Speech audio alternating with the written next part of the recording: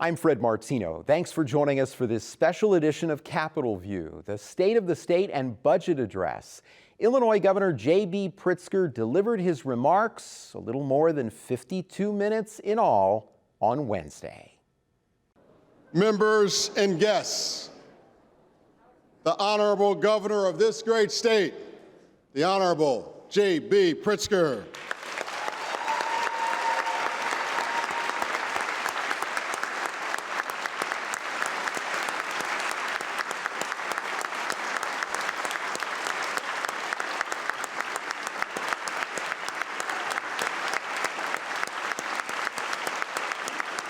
Thank you very much. Thank you all very much. Speaker Welch, President Harmon, Lieutenant Governor Stratton, my fellow constitutional officers, members of the 103rd General Assembly, Chief Justice Tice, and of course all the members of the Supreme Court, honored guests, the First Lady of Illinois, my soulmate, MK,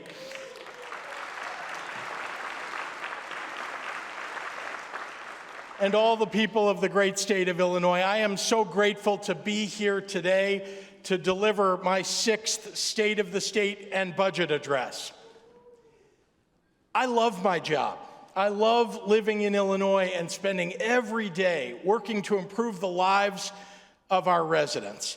In a world seemingly filled with chaos, it's a privilege to be tasked with bringing stability and progress. We live in a state that's filled with people who exude decency and kindness. And if you take the time to listen, Illinoisans will tell you rich and rewarding stories about how we came to be who we are. Here in Springfield, one of the most interesting guys I know is Ian Hunt, the head of acquisitions at the Abraham Lincoln Presidential Library and Museum. And if you ask Ian, he will tell you one of my favorite stories. Illinois owns an original version of Lincoln's Gettysburg Address. It's known as the Everett copy, one of only 5 to have been handwritten by Abraham Lincoln himself. It's named after Edward Everett, a famed orator and a former Massachusetts senator and governor. At Gettysburg on November 19, 1863, Everett was the other guy who spoke. He gave a 2-hour speech that almost no one remembers. Whenever it was finished, Abraham Lincoln got up and he delivered a 2-minute speech that has never been forgotten. A life lesson for every politician. The Everett copy of Lincoln's Gettysburg Address remained in private hands for almost 80 years. And then in 1943, with a world war raging across the globe, word came to Illinois Governor Dwight Green. The owner of the Everett copy had passed away, and the document was likely to be auctioned off. Governor Green desperately wanted Illinois to own this priceless piece of history that is so intimately connected to our most famous son. So his administration came to an agreement with the seller to purchase it for $60,000. The problem was Illinois didn't have $60,000 to spend on the Gettysburg Address in 1943, and Governor Green knew this. So he did something unusual. He enlisted the school children of Illinois to collect pennies and nickels to raise the money.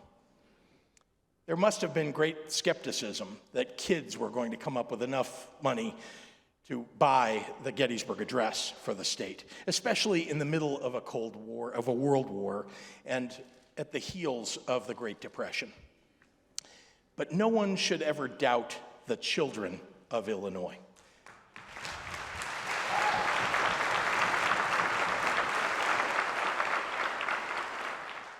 A few years ago, a newspaper interviewed a Springfield man named Gene Rubley, who noted that as a young boy in 1943, he sacrificed his Saturday afternoon movie for a few months so that he could give his weekly allowance to the donation drive. It took the children of Illinois only 6 months to raise $40,000. Marshall Field III, the grandson of the famous department store magnate, helped with the rest. In March of 1944, almost exactly 80 years ago, 4 school children presented the handwritten Gettysburg Address to the Illinois State Historical Library, and it has been our most valuable state artifact ever since. I love this story. It has everything: imagination, ingenuity, sacrifice, patriotism. It includes elected officials who didn't stop at no, and children with a vision beyond their years, doing something important for our future. It's a story about how, penny by penny, Illinoisans once saved something important. It's a story about our past, but it's also a story about who we are today. Because penny by penny, we are still working together, saving important things for our state. 5 years ago, when people said we couldn't do it, many of us went to work eliminating our bill backlog and balancing 5 state budgets in a row. We created a $2 billion rainy day fund. We achieved 9 credit upgrades.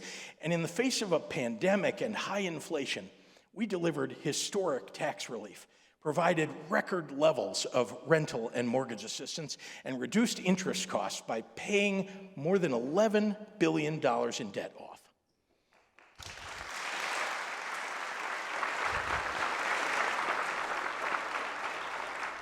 We've also grown Illinois' economy to over $1 trillion. That's more than most nations.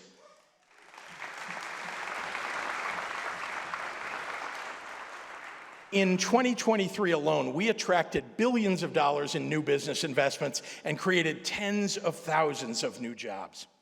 In fact,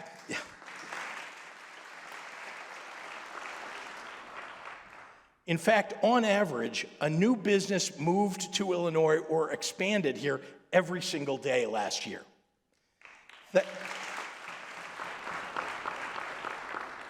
Thanks to our bipartisan tax credit legislation, Illinois is now the world's 4th largest data center market, and we broke an all-time record for film and TV production revenue. Tourism is booming. Last year, Illinois' hotel industry set a record at $5.5 billion.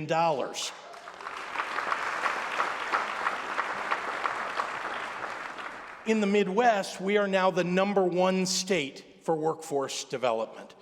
Across all 50 states, we are #2 for infrastructure, #2 for education, #3 for power grid reliability. We have the #1 and #2 best business schools in the country. And since 2018, we've moved up a whopping 13 spots in CNBC's Best States for Business.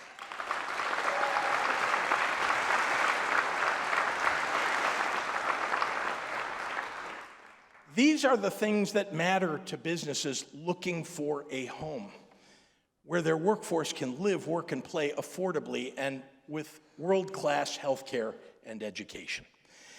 Now, we have a lot of work left to do, but we together have met this moment that we are in.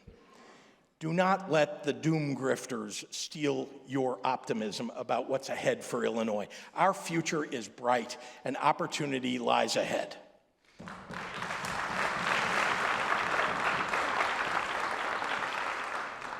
Last year, we launched a groundbreaking multi-year plan called Smart Start to make Illinois the best state in the nation for preschool, childcare, early intervention, and home visiting.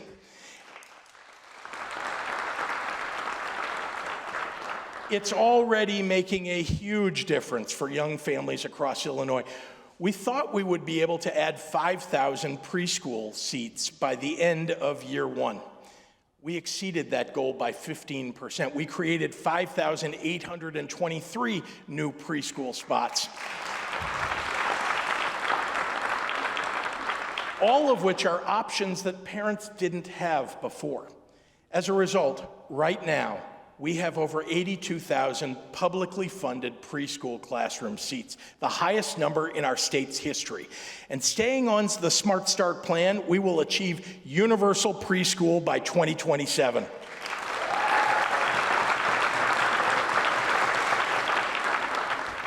Smart Start also expanded access to early intervention and evidence-based home visiting services for families with babies and young children by adding 26 more programs serving nearly 3,000 more kids. And we established the nation-leading Early Childhood Workforce Grant Program thanks to our initial investment of $130 million, stabilizing and raising wages for a workforce that is primarily women and people of color. That helps providers maintain and grow staffing while still delivering the quality care that Illinois children deserve. Smart Start is having the desired benefit for working parents and their children. Child care utilization rates are higher than ever before, with 166,000 children receiving services. There was a real fear that our entire child care system might crumble in the wake of the pandemic. Instead, it's growing. Heather Andrade is a Rochester parent, and when I recently visited with her, she told me that Smart Start has changed her child's life. In 2019, after a tremendously difficult pregnancy, Heather brought little Natalia into this world, a healthy, happy little baby. But as Natalia grew, Heather noticed that she was experiencing some delays in her development and in her speech. Heather knew that she needed help. Thanks to Smart Start, Rochester Elementary was able to open a full-day program offering early childhood education and childcare, including early intervention services like speech therapy. Since Natalia's first day in that program, her progress has been nothing short of remarkable. She can spell her name. She can write her name. Once nonverbal, Natalia now talks so much that they're even considering pulling her out of speech therapy. Natalia is on track to thrive when she enters kindergarten, and her path ahead couldn't be brighter. Heather's success story as a mom stands as a testimonial. It reminds us of all the parents out there who need just a little extra help to give their kids that smart start. Heather is here today, and I ask you to give her a big round of applause.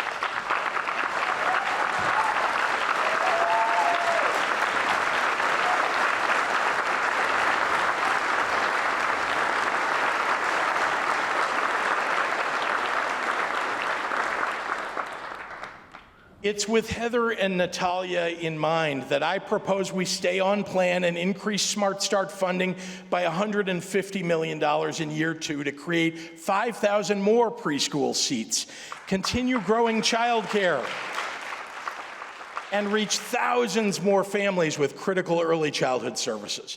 And I also ask that in this budget, we begin the first phase of consolidating state government's early childhood programs into one agency called the Department of Early Childhood.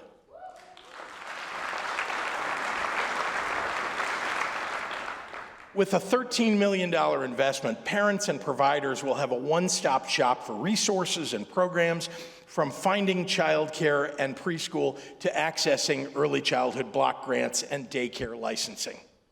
Nearly every study shows that investing in early childhood isn't just about your child's first 5 years. It's also about paving the way for success in their K-12 education and beyond. Every single year I have been governor, we have increased our investments in education because a quality education is the foundation of a good life and the cornerstone of a strong society. It's why education has been a central tenet of all 6 budgets I have proposed. There have been some standout champions among you, like Majority Leader Lightford and Senator Logren-Capel, along with Representatives Davis and Stewart, who have spent their entire careers fighting for our public schools, all while weighing the tough choices to keep our budget in balance.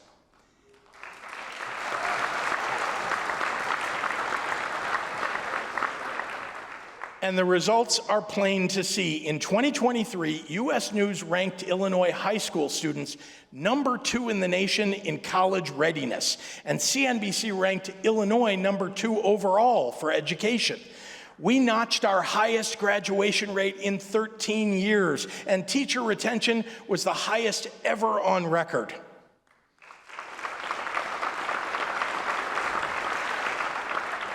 The rate of ninth graders on track to graduate now exceeds pre-pandemic levels. Chronic absenteeism is turning around, and proficiency in both English language arts and math increased dramatically. We can draw a direct line from these results to last year's budget. Our $45 million teacher pipeline grant program brought 5,384 new teachers into the field, reaching more than 730,000 students in 170 districts with the highest need. Teachers are the single most important investment we can make in our schools.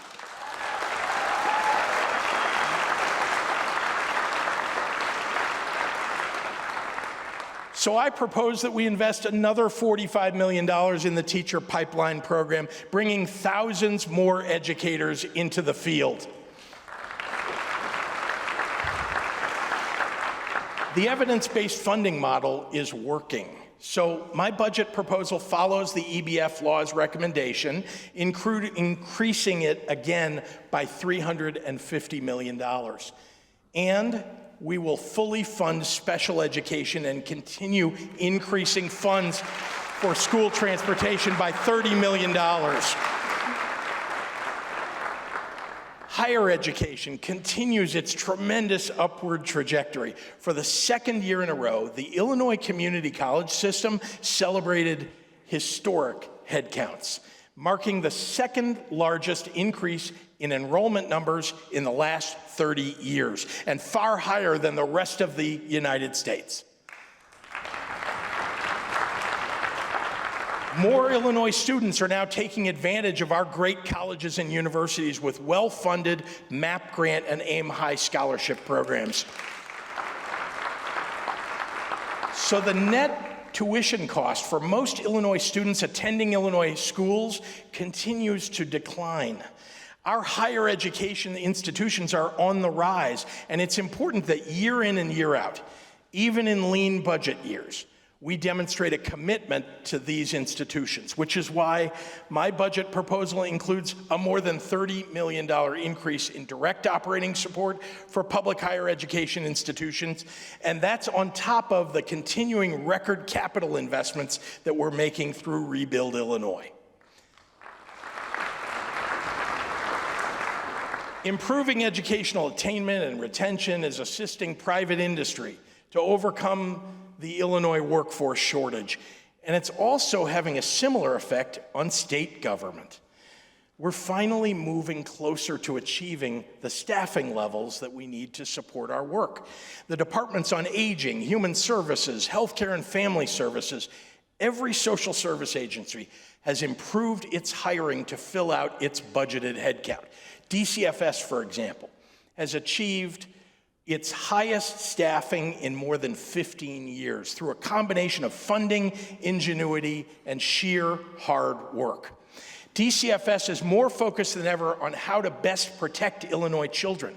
Today, nearly every call to the abuse and neglect hotline is answered immediately. That's up from only 50% back in 2019. Of the more than 94,525 investigations conducted last year by DCFS, 99.7% were indicated and initiated within 24 hours. And within 7 days, 96% of children have been seen by an investigator.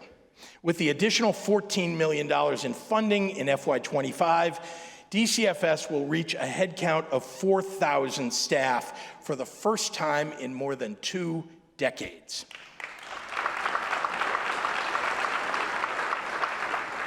As always, there is more to do, and DCFS is committed to doing it. I want to thank outgoing DCFS Director Mark Smith for his 5 years of service in the state's most difficult job. And I also want to welcome incoming Director Heidi Mueller, who served 2 gubernatorial administrations as the pioneering head of the Department of Juvenile Justice. I've visited many DJJ facilities over my time in office, and it's impossible to ignore the trust and admiration the state's most vulnerable children have for her. We are lucky to have her in this new role.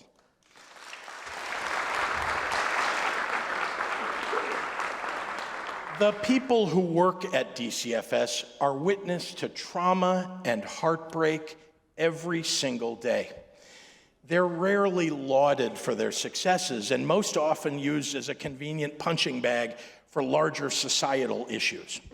They work long hours, and on occasion, these heroic workers have been the subject of threats and violence. I want them to know that I see them, and that I see their work, and that I am incredibly grateful for their service. And I ask each of you in this chamber to offer them your gratitude too. Their dedication is worthy of recognition.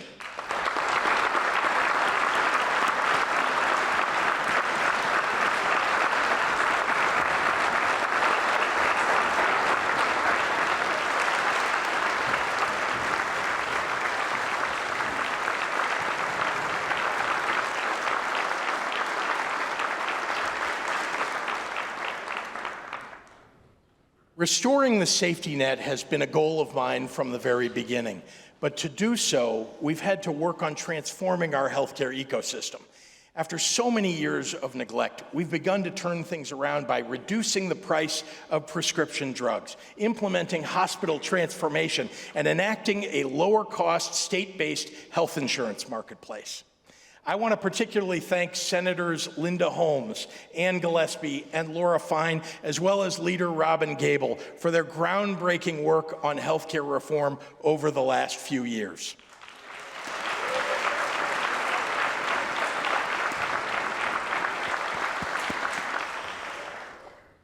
And now it's time that we take another giant leap forward. This legislative session, I'm introducing a bill to curb predatory insurance practices, putting power back into the hands of patients and their doctors. It's called the Healthcare Consumer Access and Protection Act, and it has three parts. The first part targets a practice called utilization management. What is utilization management? That's insurance speak for denying coverage. Utilization management allows insurance companies to boost profits by requiring that consumers get permission before they receive care. It won't surprise you to know that those requests are frequently denied.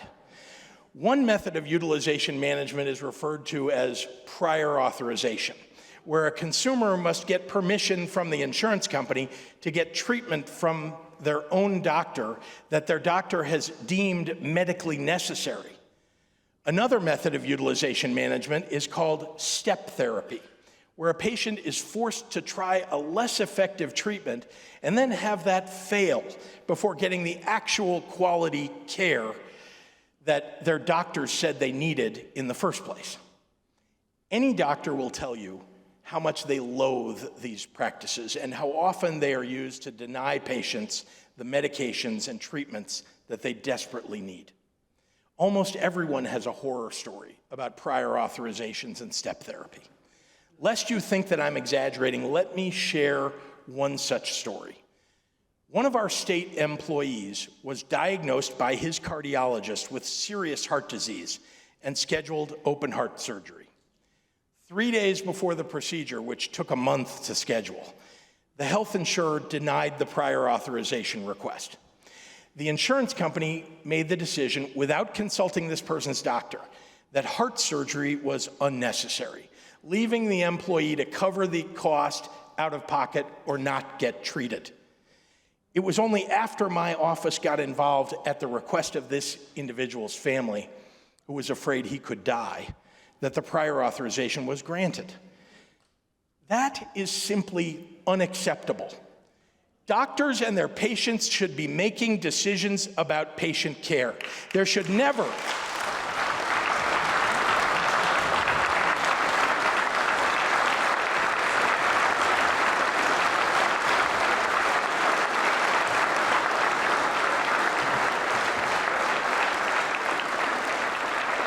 There should never be an instance where an insurance company employee can deny coverage for something as serious as open heart surgery. We should never, ever, ever, ever cede these decisions to the whims of insurance executives whose focus is always on the bottom line. When it comes to patient care, the only bottom line that really matters is what needs to be done to keep people healthy. The legislation I'm proposing would totally ban step therapy in Illinois and force insurance companies to use the same definitions of medical necessity that doctors use. Among the other features of this bill, Illinois will become the first state in the nation to ban prior authorizations for inpatient adult and children's mental health care.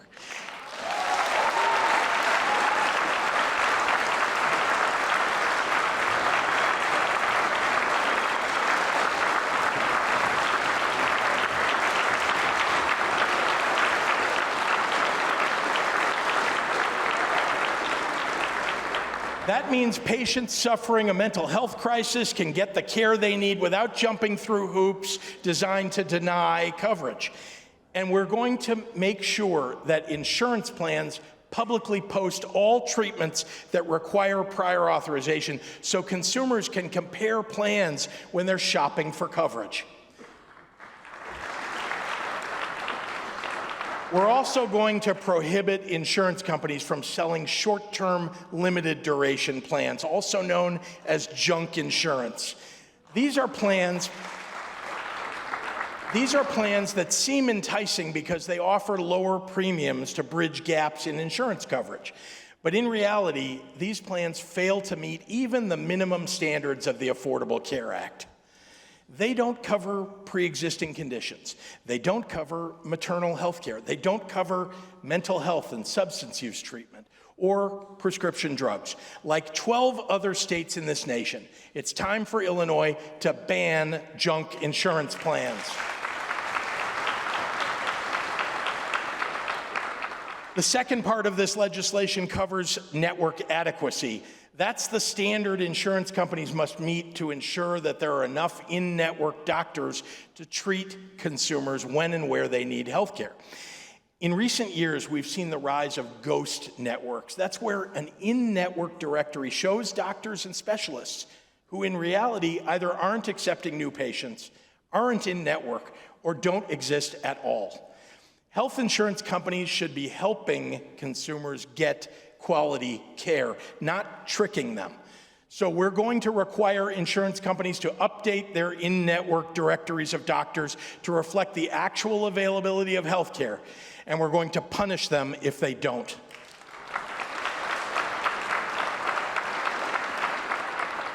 The third piece of the Healthcare Consumer Access and Protection Act prevents insurance companies from unfairly increasing rates on consumers.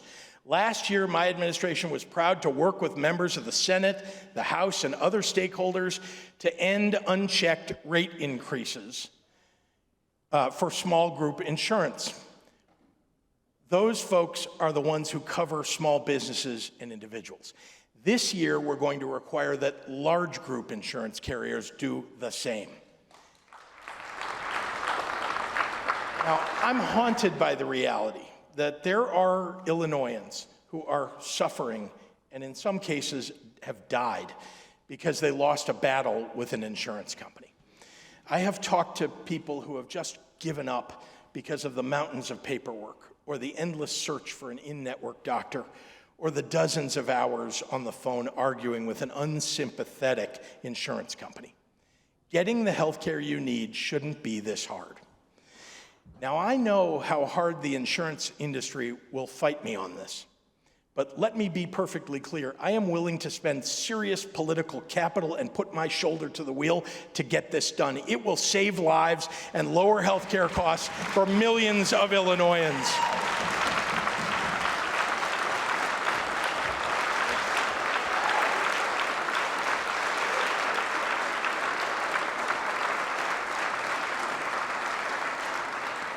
It's also time to help those who have suffered financial harm, often through their no fault of their own.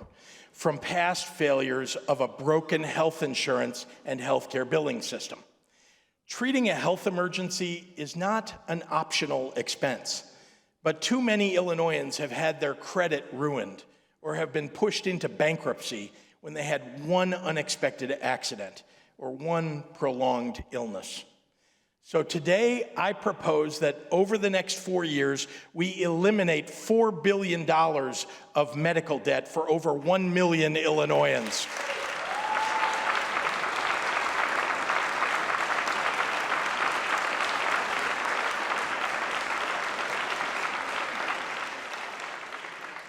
Working with a national nonprofit called RIP Medical Debt, it costs on average 1 penny to buy back and eliminate every dollar of medical debt.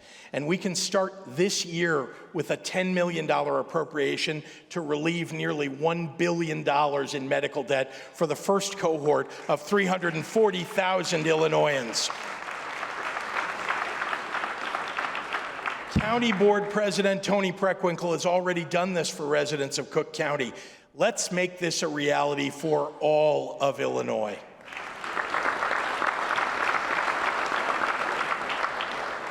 In Illinois, a serious effort to reduce maternal mortality rates is long overdue. And Black women in our state are 3 times more likely to die from pregnancy-related causes than white women. It's imperative that we act now, ensuring that as we do, we also reduce and eliminate racial disparities. The current system is failing our most vulnerable women and babies. The solution lies, as it often does, at the community level. Janine Valerie Logan is a certified nurse midwife at the Birth Center PCC in Berwyn, the first freestanding nonprofit birthing center to open in Illinois. But in Janine's home community on the south side of Chicago, no such center has ever existed. After years of mobilizing and submitting grant applications, Janine finally is able to open the Chicago Southside Birth Center to meet her neighborhood's needs, offering a full spectrum of reproductive care, from contraceptions, STI screenings, and abortion to prenatal birthing and postpartum care.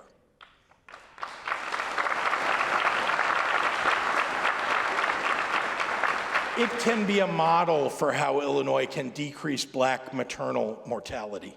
Because of the work that my administration has already done, beginning this year, doulas, midwives, and lactation consultants can now be recognized as Medicaid healthcare providers, ensuring that they can be fairly compensated.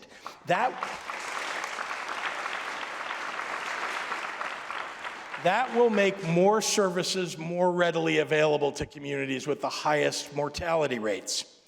And we can do even more. I intend to break down bureaucratic barriers in state government by coordinating work across agencies to improve access to a full spectrum of reproductive health care services. Our Department of Public Health will provide grants to assist providers with Medicaid certification and licensing associated with starting and sustaining a community-based practice. We'll also invest an additional $1 million in DCEO capital grants relating to the cost of opening these centers. And DHS will invest $1 million in a pilot program to ensure new moms and babies have clean diapers, along with an additional $5 million into home visiting for our most vulnerable families to connect new moms and babies with the resources they need to be healthy and thrive during baby's first year.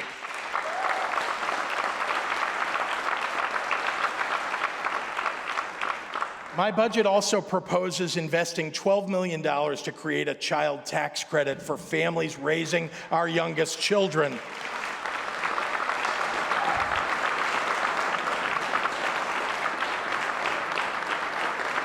By targeting this investment at low and middle income families with children under 3, we can put money back in the pockets of our newest parents who need it most and make those early years just a little bit easier. Altogether, we're making a $23 million investment that will put us on a path to birth equity, a path and a destination that Janine and her colleagues in the field can be proud of. Janine is here today, and I would ask her to stand and be recognized.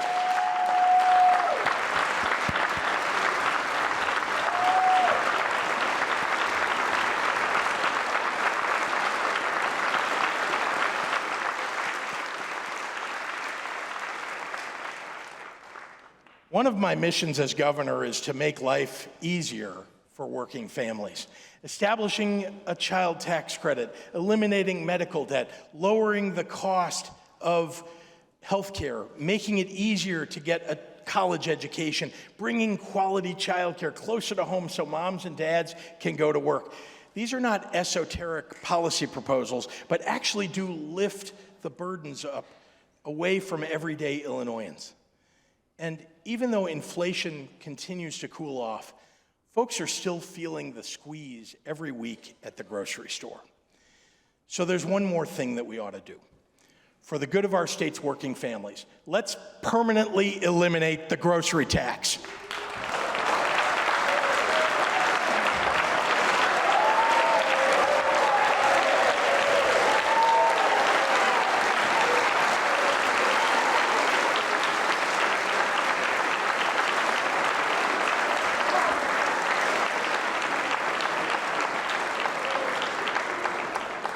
It's one more regressive tax that we just don't need. If it reduces inflation for families from 4% to 3%, even if it only puts a few $100 back in families' pockets, it's the right thing to do.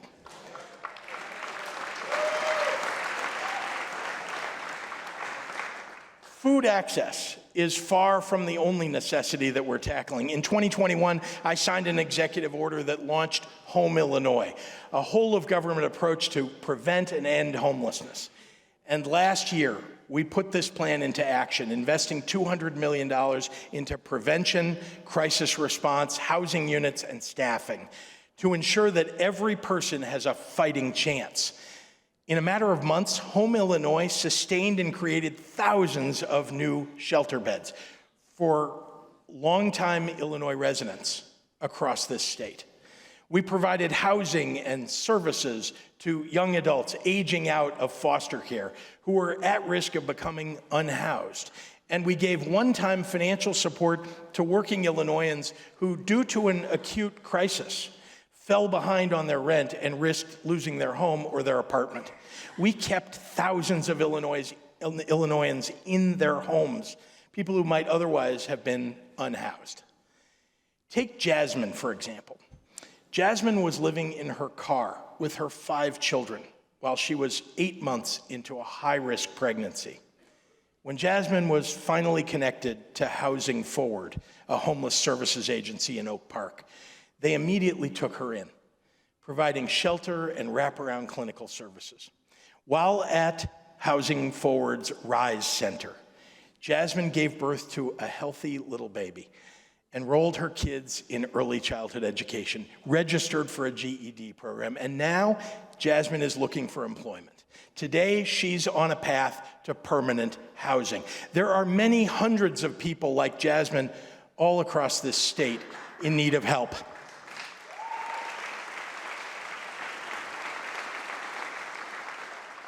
And we know that Black individuals and families make up 61% of the unhoused, while making up only 14% of the overall population. So this year, we created a racial equity roundtable on Black homelessness, the only effort of this kind in the entire nation. To advance that work, I am proposing an additional $50 million to attack the root causes of housing insecurity for Black Illinoisans.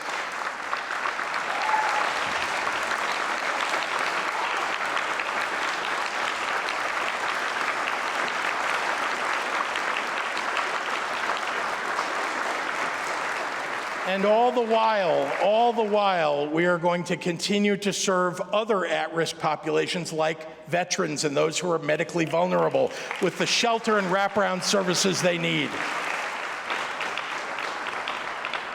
Underlying Home Illinois is a belief that this state values the dignity of human life and the universal right to a safe home. Not so with all states. I would build a wall of steel, a wall as high as heaven, against the admission of a single one of those Southern Europeans who never thought the thoughts or spoke the language of a democracy in their lives. Those words were spoken 100 years ago by Georgia Governor Clifford Walker at a Ku Klux Klan rally. But the reality is, it could have been a social media post by Donald Trump last week. Time might march forward, but our society's worst impulses seem never to go away. I've spoken many times about my own family's refugee history. I will not join the chorus of people in this country or in this chamber who eagerly look to slam shut an immigration door that was once open to our ancestors.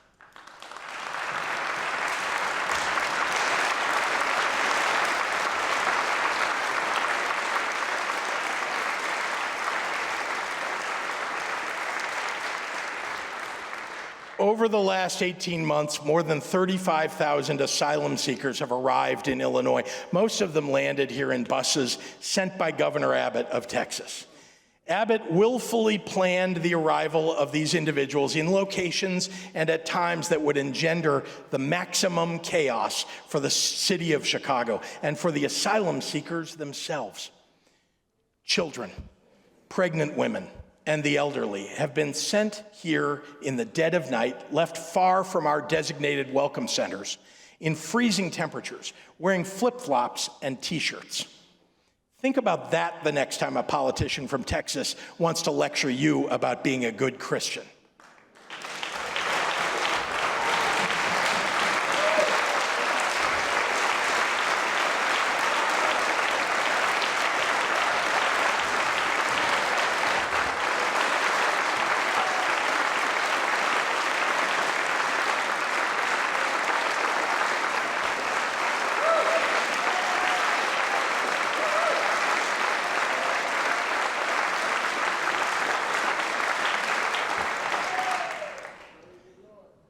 Our immigration system has been broken for a long time.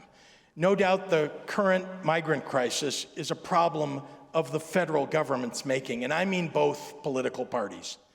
I am sure that when I leave the podium today, there will be some who will walk outside this chamber looking for a microphone so they can start yelling about sanctuary cities and immigrants taking our tax dollars. I hope that the press covering those statements will ask these politicians one important question. Did you or did you not support the federal immigration bill that the White House agreed to with Senate Republicans? There was a chance 2 weeks ago for a breakthrough on immigration policy, and the president and congressional Democrats did what most voters say they want from leaders. They sat down at the table with Republicans and negotiated a bipartisan compromise. The White House announced a bill that was supported by top Republican leadership in the Senate. And then within hours, Republicans who had helped write the legislation announced that they were suddenly against the legislation, including, most glaringly, every single Republican member of the Illinois congressional delegation. Why did this happen? Why did every single Republican run away from something that they claimed they desperately want? Because Donald Trump told them to, and they're afraid of him. And why did Trump tell them to reject the bill? Because he wanted to use the issue of immigration against President Biden in the November elections. I'm not making hyperbolic statements here. Donald Trump said that out loud. That bill would have helped Illinois. It would have provided money and resources that we don't normally receive as a state far from the southern border. Maybe some Republicans find it hard to put country over party, but our obligations to the people we represent supersede the letter after our names. Joe Biden has been a very good president who has rescued the economy and protected freedom, but states and cities in the country's interior are not equipped alone to handle the rapid influx of new arrivals that we have seen. The White House and the federal government need to step up to coordinate and manage these asylum seekers when they cross the border.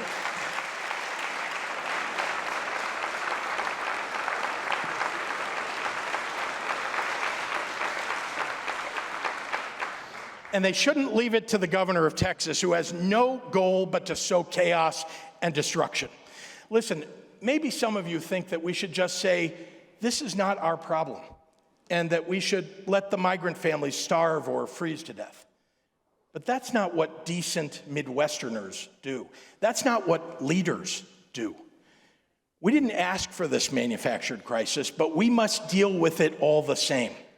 With our partners in Cook County and the city of Chicago, my administration has worked to develop a cost-effective and comprehensive response plan over the next 12 months. We used the most reliable data available and estimated what it would take to ensure that the most basic human needs are met for asylum seekers arriving in Chicago. This plan also includes continuing our efforts to divert as many people as possible away from temporary shelter to more permanent settlement, wherever that may be. Not because we are unwelcoming of immigrants, but because Chicago's shelter system is near capacity, and it is dangerous if migrants have no shelter or support at all. To date, we've moved 9,000 individuals through the process from arrival to temporary shelter to independent housing and self-sufficiency. Thousands of others have moved on to find family or sponsors. We've also helped thousands through the temporary protected status and employment authorization process so they can legally work. Private industry in Illinois has expressed a strong desire to hire those who are authorized to work. So I committed to the mayor of Chicago and the Cook County Board president that I would come to the General Assembly and ask for funding for a little over 50% of the cost of this plan, which comes to $181.7 million. We don't have any clear idea how long Governor Abbott intends to hold the nation hostage. But his political stunt will eventually come to an end. So let's start planning for its aftermath, ensuring that during the coming fiscal year, some of the 30 temporary migrant shelters can and ought to be converted to other productive uses, as determined by the communities themselves: neighborhood clinics, community centers, workforce training, housing. There are lots of good ideas that I've heard from people. So we have designated $5 million in this budget for shelter conversion grants.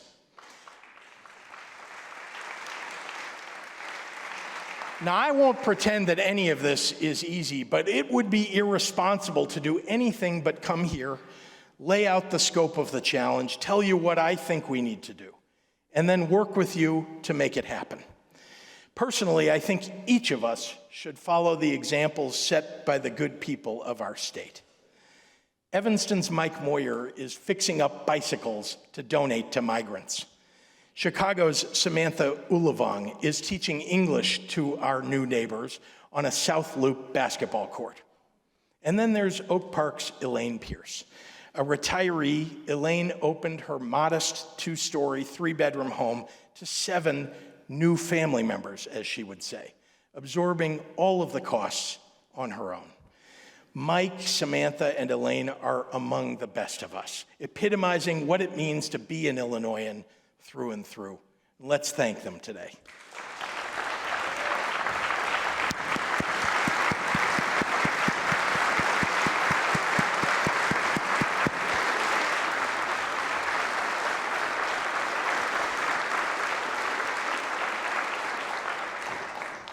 Our FY25 budget proposal makes some hard choices. I wish we had big surpluses to work with this year to take on every one of the very real challenges that we face.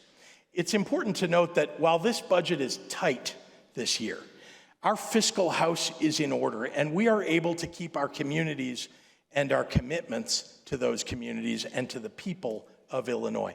This year's budget proposal is focused and disciplined. And because of the responsible actions we took in the last few years, paying off state debt and treating federal pandemic relief as one-time revenue, we are not facing the budgetary challenges that other big states are this year. California, for example, has a $38 billion deficit to contend with. Meanwhile, Illinois' budget is balanced, and it builds upon all of the progress that we've made, paying our pensions in full, investing more in our public schools, social service agencies, and healthcare, while addressing the immediate and unique needs of the coming fiscal year.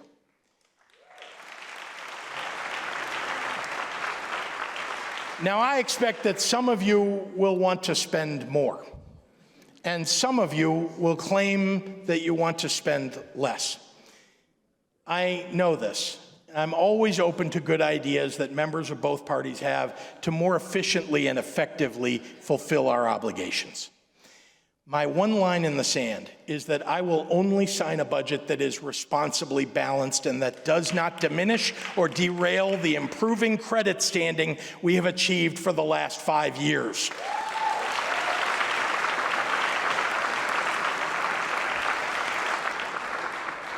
"80 years ago, in the middle of a world war, our state decided it wanted to preserve an important memento of our past. Governor Green knew that Illinoisans in every corner of this state were watching their family and friends and neighbors die half a world away fighting fascism. Good leaders are practical, but they also know the power of totems, especially virtuous ones. It's poetic and prophetic that it was children who came to the rescue in 1943 to enable the acquisition of one of Illinois' true jewels. Somehow, it's always our kids who know how to contextualize the past while reaching for our future. I'm struck by the words of Gene Rubley, that Springfield boy who gave up his movie money every week to donate to the Gettysburg Address effort. He noted years later, it meant something to us, being part of something like that. And it did mean something to Gene. It sparked a lifelong love of history. When he retired, Rubley worked as a docent at the Abraham Lincoln Museum, where on so many days, he delighted in showing visitors the document that he helped buy so many years ago. Gene's story and the generosity of Illinois' children in 1943 is a reminder of something important.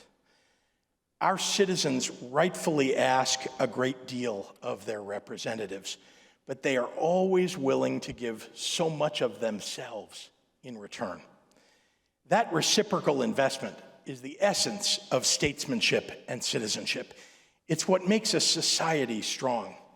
It is what has made Illinois great. Thank you. God bless you. God bless the great state of Illinois, and God bless the United States of America.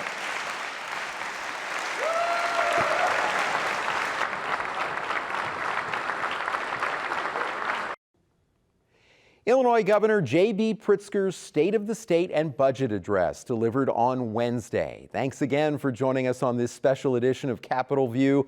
I'm Fred Martino. Analysis now, and I'm very pleased to welcome John Jackson of the Paul Simon Public Policy Institute at Southern Illinois University Carbondale. John, it is great to have you with us. I'm glad to be with you. So 52 minutes in length, a little longer than last year. Rousing applause from the legislators in the room. In fact, only one moment where there were some jeers from Republicans when the governor referenced President Biden as a, quote, very good president. Right. He spent a very long time talking about a proposal that he has to look at health insurance and rein in what he calls, quote, predatory insurance practices. That seemed to be very popular. He had another very popular idea that will get a lot of attention, undoubtedly, a 1% cut in sales taxes, eliminating the 1% tax on groceries that Illinois has. Many states, as you know, that have sales taxes do not tax food. And in the case of some states like Pennsylvania, don't tax clothing either. They're necessities. And so in the historic progressive nature of taxes in many states, you don't tax necessities. What was your reaction to what you heard? Well, I think it will be one of the headline stories to come out of this because it's been talked about for a good while. And sales tax on groceries are regressive taxes. There's no doubt but what it hits the poor and the working class harder, and it will have a lot of appeal. He did not talk about how much it's going to cost, and the revenue issue is going to be an issue with all of this. He did talk about keeping the budget in balance. He boasted about that at the intro, and then he came back to it at the end, and he's been very serious about that. He's balanced all the budgets so far, but this one's going to take a lot of discipline because the revenue growth is not now as robust as it has been. And if you start giving away something like the sales tax on groceries, you've got to find a place to fix that. Now, he does have a place in there where he closes what he calls a tax loophole on corporations, and they're paying back on the rate in which they can write off. He raises in that budget, I think, something like $650 million there, but that's the only place that there's real money involved that I could determine.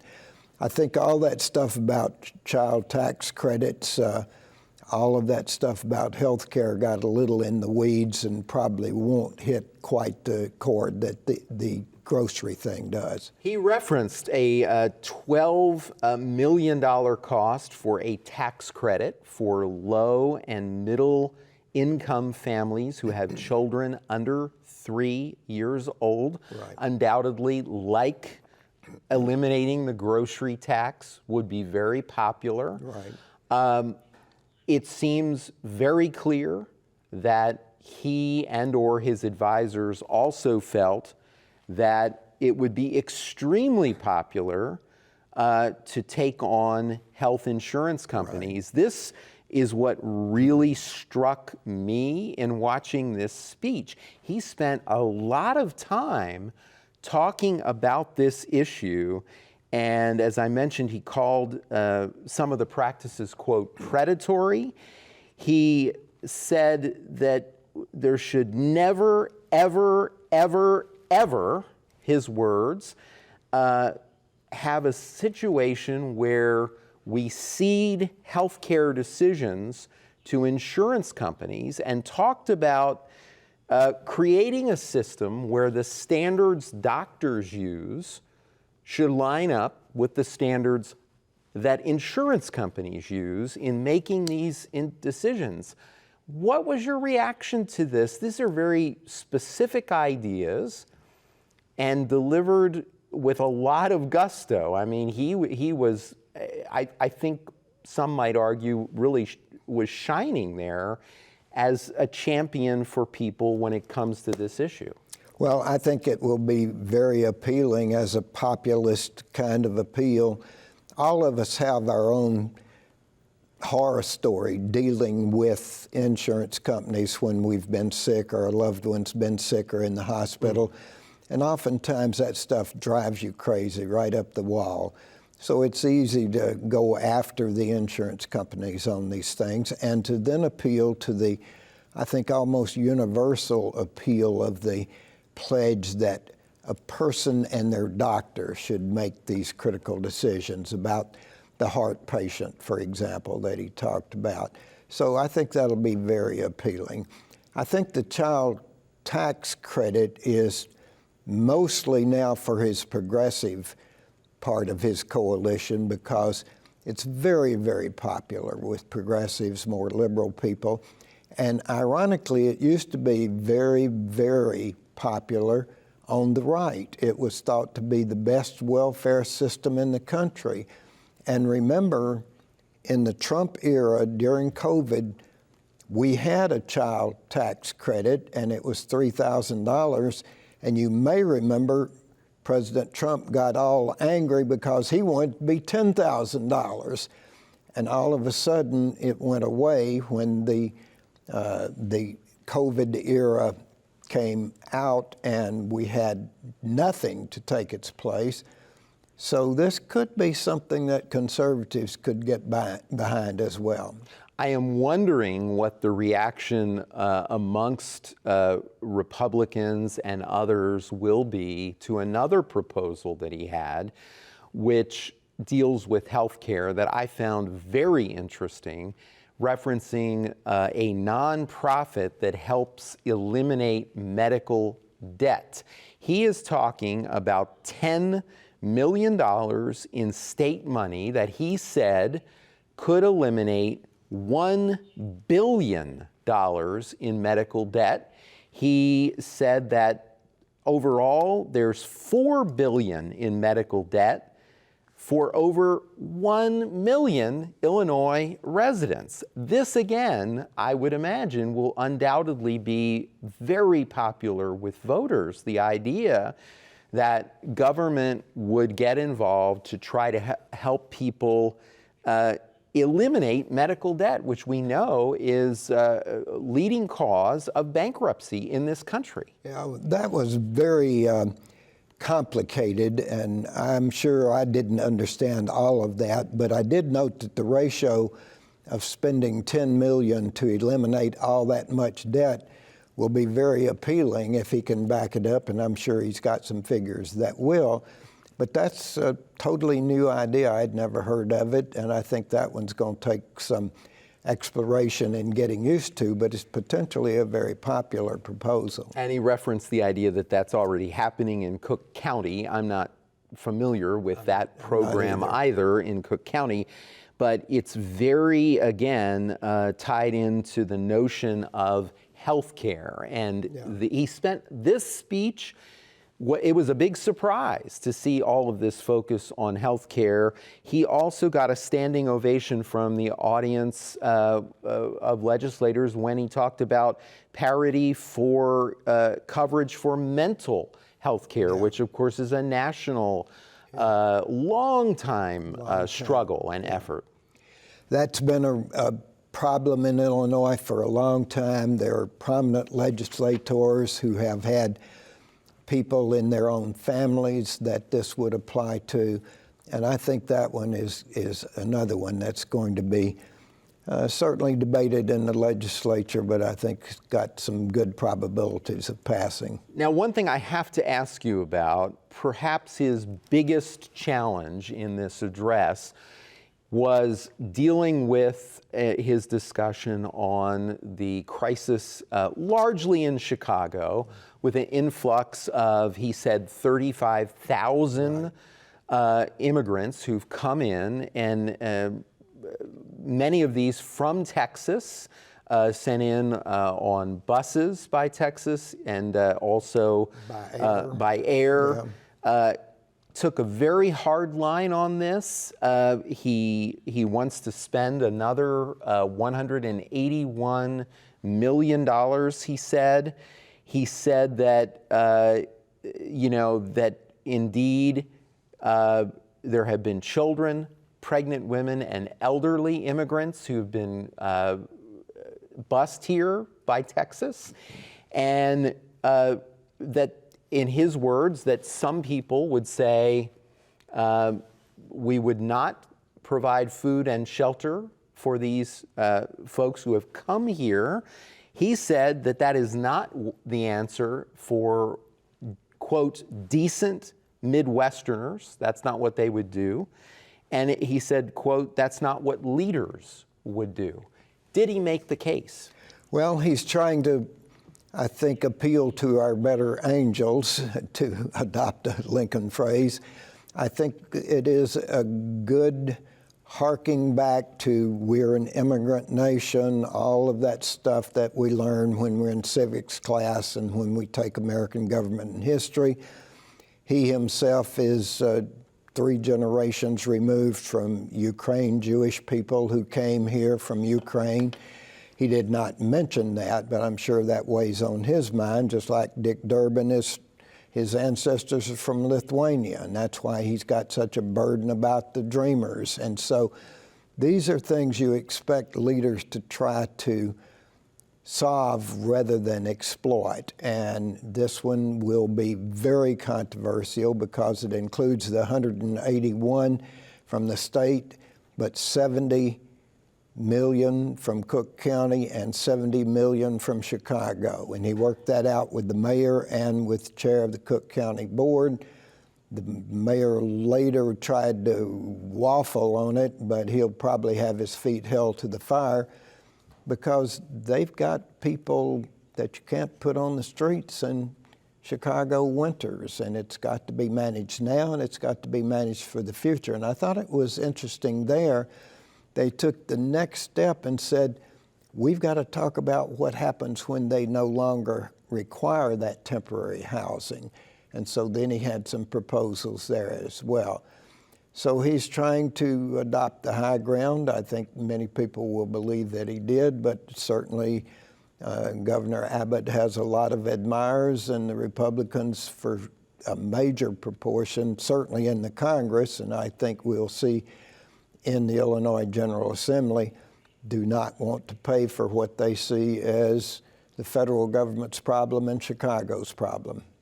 So, you know, it is clear, John, that if you look at the political environment nationally, that many Republicans, many who work for Republicans who are running for office, believe that this particular issue is perhaps the most important issue for the 2024 election. If you look in Illinois, for instance, at the primary race between incumbent Mike Bost and his challenger, who of course ran against Governor Pritzker for governor and now is running against Mike Bost, Darren Bailey, you look at that race in particular, and anyone who's watching this show, who watches commercial television, will tell you that almost every commercial break in certain programming, on air and even online, you will see an ad for Mike Bost that talks about the border crisis. No other issue. That issue only. Well, I think you're exactly right. I think the immigration crisis will be the #1 most effective issue that the Republicans have. I think endemic to that has been the whole debacle in the Congress where they had an immigration bill worked out. The Senate worked on it for month after month. They had a bipartisan agreement, and it didn't even last until the bill was printed because the Speaker of the House said it's a non-starter, it's dead on arrival. And he said that, he said because it wasn't tough enough, but in fact it was the toughest it had ever been. And in fact, it was things that they had supported earlier. What he didn't say was, Donald Trump is opposed to this, and he has admitted in public that he wants this not solved because he wants to run on it. And he knows it's effective. He will exploit it. He's been exploiting it ever since he came down the golden escalator and announced that he was running in 2015. It's worked for him then, and it's going to work for them now. Well, and the governor made a very specific challenge in his speech to the press. He said, if you are going to entertain this issue with Republicans, he said that you, as the press, should ask, did you or did you not support the bipartisan immigration bill? Effective? Well, yeah, and he pointed out that all of the Republican members of the congressional delegation, for example, basically were opposed to it once they got the word that we're going to be opposed to this. And I think it is very effective for them, and I think you'll find local Republican candidates around here running on coattails of Mike Bost, for example, who's got, I must say, some of the best produced and most sophisticated local candidate television ads that I've seen. They're really well done. They're really professional. There are about 5 versions of them. All of them include the immigration thing and building Trump's wall. And it's way better than we've seen out of earlier Mike Boss campaigns. And I think that's why Trump endorsed him just yesterday, because Trump thinks Mike Boss is going to win this thing. So what do Democrats need to do? Did we just see in this speech a blueprint for how to handle this, to go after what some are calling hypocrisy here? Well, I think that is true, and I think he's trying to sound that particular note, which is, again, what he thinks is appealing to our better instincts. But I think if you need a more specific example, this Democrat that beat the Republican in the George Santos district in New York, 55-45 basically, he had a position that Democrats can run on, which is, yes, we want control of the border, and here's some things that we can do to get control of the border.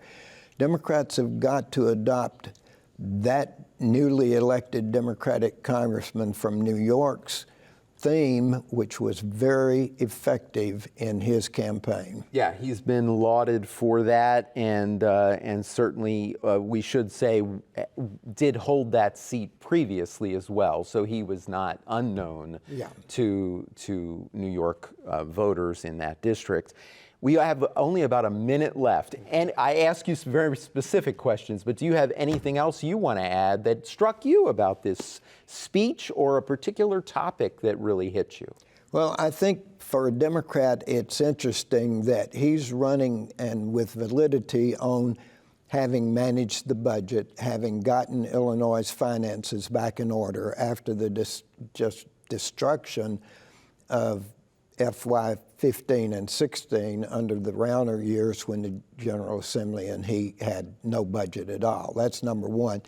Number two, I think it's striking how much he has, we haven't talked about, but economic development in there, and a whole bunch of 22nd century kinds of things of building this whole thing with digital revolution coming up. Yeah, very interesting stuff, John. And our viewers of this conversation don't know something that you and I know that I found interesting as well, which was that the actual remarks we heard differed greatly from the prepared remarks that were released online by the governor's office right before the speech. Very interesting, obviously a lot of work into this, and all in all, a really interesting 52 minutes. It really was, even for people beyond the geek crowd that you and I represent. Thanks for calling me a geek there, John. I'll take it if it's this case. Appreciate it. John Jackson from the Paul Simon Public Policy Institute at Southern Illinois University Carbondale. Well, thank you for joining us for the State of the State and Budget Address. On Friday night at 7:30, we are scheduled to present a special edition of Capitol View, a conversation with Senate Republican leader John Curran. That is coming up Friday night at 7:30. For everyone at WSIU, I'm Fred Martino. Thank you for being with us.